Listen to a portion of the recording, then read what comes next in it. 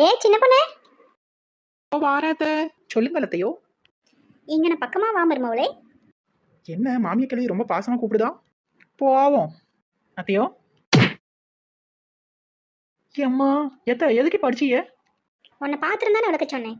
ஃபோனில் என்ன அப்படி ஆடுதுன்னு பார்த்துட்டு இருக்கவ? எத்தே காலையில இருந்து ஒரு பாடு வேலை பார்த்துருக்கேன். சோறும் பொங்கி வச்சுட்டேன். கொஞ்ச நேரம் ஃபோன் நோண்டிட்டு அதுக்கப்புறம் போய் பாத்திரம் தொடக்கலாம்னு இருந்தேன். அதுக்குள்ளே வந்து இப்படி போட்டு அடிக்கிறீங்க.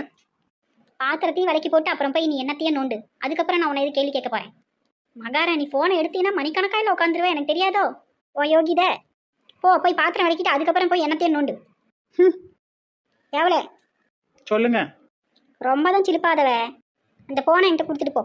இல்லைன்னா மறுபடியும் போய் நீ கிச்சன்லேயே அதை தான் நோண்டிட்டு கிடப்பேன். எனக்கு தெரியாதோ? அத்தானுக்கு மெசேஜ் போட்டிருக்கேன், ஃபோன் போடுவாவ, அதனால என்கிட்ட இருக்கட்டும். பெரிய அத்தான் பொத்தான் ஃபோன் போட்டால் அந்த அன்னைக்கு உங்க எடுத்து பேசியே ஆகணும். இல்லைன்னா உலகம் அழிஞ்சிரும். ஃபோனை கொடுத்துட்டு ஃபோன் வந்தால் எனக்கு பேசிக்க தெரியும். இந்த மாமியா கிளவி குழவிக்கல்ல போட்டு ஒரு நாள் கொண்டு போடுதேன். ஃபோனை கொடுவேன். வாய பாரு.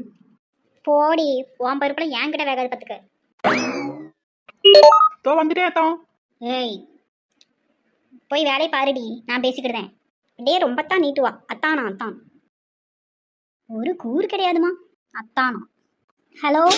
ஐயோ அம்மா. மாமியா கிளவி போன் நினைச்சு அயன் பாக்ஸ் எடுத்து காதுல வச்சிச்சு போல. கடவுள் இருக்காரு.